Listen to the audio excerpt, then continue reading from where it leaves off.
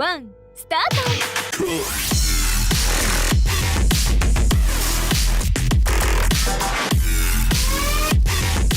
ト。よくも俺とシノンちゃんのデートを邪魔したな。貴様ら全員ここつにしてやる。 Hello people and welcome back to News Review. For this week's news we have 2 new characters for Era of Novelty and a bunch of free cards, so let's get right into it. First off, the 2 new Era of Novelty cards. One is a main jackpot as usual and one is a sub jackpot. The main jackpot is Angelina, an Earth Elf. For her team she can have Beasts, Elves, and Demons. This is a soft requirement, not a hard requirement, although you do lose quite a lot of mainly HP, right? I mean, your attack does matter, but HP times 2.5 is quite high, I would say, for leader skill.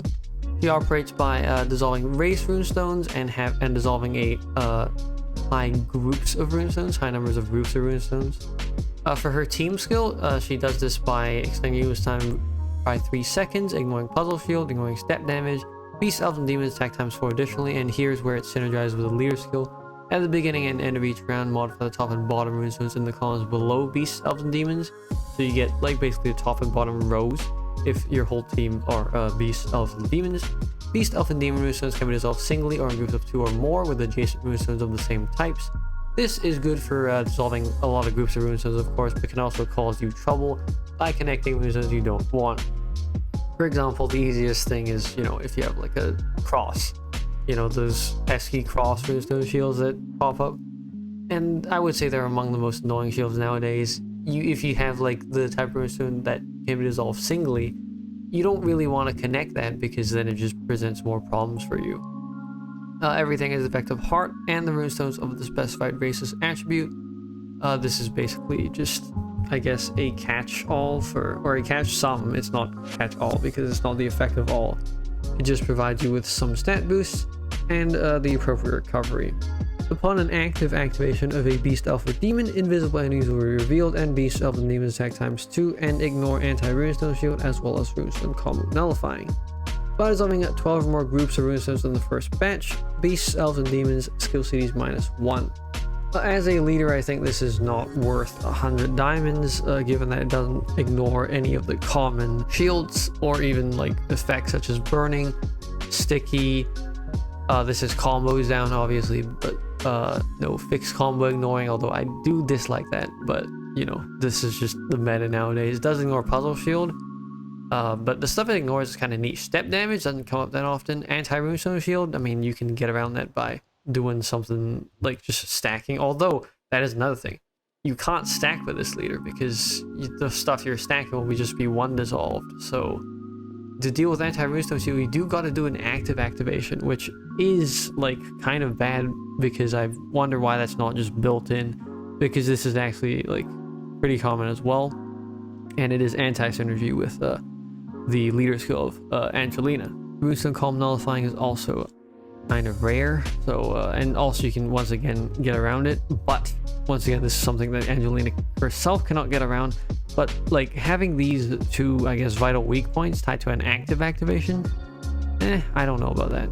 For her active, it's CD7, restores the board to normal, modifies all runestones to become runestones of the corresponding member's race in each column, petrifies all enemies for 2 rounds, and for 2 rounds beasts, elves, and demons attack times 1.8 and ignore equal combo shield. This is the first ever elf to ignore equal combo shield, and the second ever elf to petrify. The first elf being to petrify is being the April Fool's card, Light Elf. I think it's just called the Fool. This card is fine, the active is fine. I mean, the novelty of the equal combo shield is something, but it's not global, which is why I am a little hesitant to put this card even higher, because as a leader it feels like it'll just be finicky. There are, I mean, just other elf leaders out there, right? Daji obviously still being the reigning champion of elves, Keanu being an okay elf leader, the P.ard Andromeda being a good elf leader, and I mean the recent Jubayagyu or whatever is a fine elf leader, although as this card is also very finicky. So there are other options for elf leaders, which is why I don't rate this card super high. Moving on to the sub jackpot, also an earth card, an earth demon card, Natsuhiko. As a leader, he's really not that good, so let's skip over that. He does have a team skill where if there are only elves or demons with him in the team, your recovery basic value synchronizes with that of the member that has the highest recovery basic value. Basically means the whole team has the same recovery, following the highest recovery in the team. First active is CD6, team attack recovery times 1.5 at 3.5 times recovery into elves and demons, into its own attack. Upon skill activation, and at the end of each round, turn on runestones into enchanted runestones. This is a stat, and then when you deactivate the stat, modify runestones that become demon runestones, and combo count +6. This feels a little redundant because, you know, the recovery into your attack thing was previously an elf exclusive. Demons don't really have that high of recovery, so this card's kind of in a weird place. Napoleon definitely does not need another damage booster. So this card is quite redundant at the moment. So overall, I'd recommend you once again skip the Arrow of Novelty. I mean, the Arrow of Novelty is fine just for like if you want a card to play with in the meantime, but a lot of it is skip. You know, like even in the old Arrow of Novelty, a very few of the cards actually, you know, ended up being good. But that is the two new Diamond Seal cards. Moving on to the free cards. First off is a super skill character, Lilith. This is a Fire Machina Lilith with 2 actives. People have been saying they don't know why Lilith has been getting like more member boosts this year when she released last year, and I do have to agree. I don't know why like they, you know, scheduled it to release like this. If Lilith got support when she was meta, and I guess, I mean, to some extent, she is still the, you know, reigning champion for Machinas. There just haven't been that many Machina leaders after her. But this Lilith has 2 active skills, and they're actually pretty good. For the first active is CD7, combo count will be 20. After dissolving runestones, the first batch of runestones to be dropped will be Machina runestones. By dissolving 1 or more groups of 10 or more runestones, team attack times 2, and the whole team ignores equal combo shield. That's pretty good. The combo count equals 20 is, you know, pretty unique. Ignoring equal combo shield once again is quite nice. For second active, CD6, clear the fatigue state of Machinas and all Liliths that have been released up to this point. Enter a hyper state for 2 rounds, and for 2 rounds the team will not be poisoned and ignore step damage. This card is actually the first fire and first Machina ever to ignore step damage, and the second ever fire card to ignore poison. So just for uniqueness, I put it between up to you and fairly high use rate. I don't think it's a fairly high use rate. I think this card is very unique, and I mean, you should get it just because you never know when you'll need it. For her team skill, she also gets extra CD reduction when you get receive damage. You get extra CD reduction, so it's honestly quite a good free card. I recommend you get it. And I mean, it's, where do you get this card?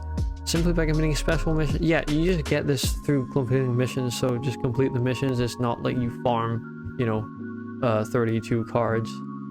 So yeah, just level this card up, because apart from this super skill event, you'll find it very hard to level it up to skill level 70. Moving on to the challenge mission card. A new challenge mission is also opening. Only members of specific attributes are allowed to enter the floors.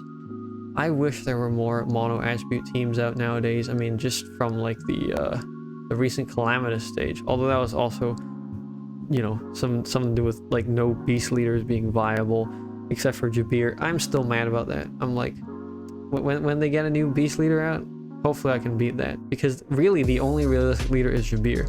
I tried Caesar and it's a pain. But back on topic, the new card, Whale, a water beast. Thanks for taunting me after I briefly went over water beasts. CD7, light into enchanted heart and dark into enchanted water. For 3 rounds the team will not be poisoned, and the leader and the character launch 5 extra attacks of 1 attribute each. This is the first ever water beast to do quintet attacks, the fourth ever beast card to do quintet attacks, and multi-round quintet attacks are kind of interesting because I don't think any other card has done this before. So right here, it is the 4th ever card to do this. This card is bi-weekly, this card is a guild card, and this card is a Bunyip from Transmigration. For beasts that ignore poison, you have a bi-weekly card, another bi-weekly card, I think, and this card. So yeah, I mean, is between get one just in case and up to you, because I think this is a much more niche card. Although if you need quintet attacks one day, this is probably the card. I do remember that like there was something in Chaos's Clown stage that did have quintet attacks, but that was not the problem. That was you know, just an enemy skill. Anyway, moving on to the Battle Pass card. Evil Fighting Pincers John and Earth God. CD6, a deal damage of 50 million of the character's attribute to all enemies. Explode runestones not of the character's attribute to generate God runestones of the character's attribute. So this is 30 Earth in the normal form. I'll talk about, he has one team skill that changes the attribute. For 1 round, the character's attack times 4 and ignores equal combo shoot and enchanted runestone shoot on defense. This is not nearly enough to one-shot anything on his own. I feel like the real use of this card is to generate 30 Earth, or for his team skill, when there are only Dark Gods as the other members of your team, he becomes Dark and you can generate 30 Dark. Always a useful card to keep in your back pocket, I guess, but his direct damage will not be utilized, I don't think. For the Dragonware, it's just bad. Like, maybe you can make a case that for farming purposes, you get skill CD -3 for Earth Gods, but I don't really remember an Earth God that goes well in farming teams and that needs CD -3. Maybe someone will find something, and I congratulate them for doing that, but I don't see this being used because the craft skill is also garbage. For the maximum thing, sure, you deal 500 million, which really isn't that much, honestly, once again. But what, you deal 650 million non-attributive damage to enemy. That's not good. That's just simply not good. So this card, this craft, it's not okay. Lastly, we have Iverson, a new bi-weekly card. He seems to actually be quite good for our bi-weekly. He's one of the few demon combo stat boosters. He's an Earth Demon, CD6, explode the columns below demons to generate demon runestones, stick evil nullified, and for every 3 demon runestones dissolved, combo count +1, and effects 2 and 3 stay in play until no demon runestones are dissolved in the first batch. Once again, Napoleon does not need this because he has his own inbuilt combo system, but in the future, I think this will be quite a good card if the demon leader does not generate his combos. Moving right along to the celebration events, because we are now done with the main news. There are 2 cards, well, before that, there's the challenge mission for the whale, super skill mission for Lilith, and then the new Diamond Soul event. But apart from that, returning stuff. Let's see, where is this?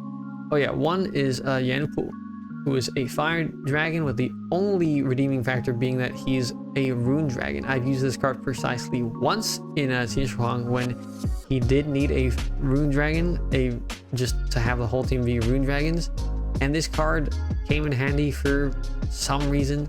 I forget, but it goes to show that even super niche cards do have their uses. So if you have Tianhuang, grab one. Tianhuang is a bit, you know, out of the meta nowadays, but you know, you never know. And the other card to come back is another Ultimate Stage card of Cronus. This card is used in Yanxi teams to generate basically 6 statuses on gods, because he makes all the gods in the team enter a hyper state, and you can generate a lot of stat boosts because this counts as 6 stats, and then Yanxi, you know, clears all 6 and then refreshes their own skill. Anyway, that's the reason what this card is going to be used for. He's not really good for anything else. So yeah, get him as well if you play Yanxi. That is it for this week's news review. If you liked it, please leave a like. If you have any questions, leave it in the comments below. I will read them and answer them. And if you like this in general, please subscribe. It gives me motivation to make more of these. And I'll see you in the next video. See ya!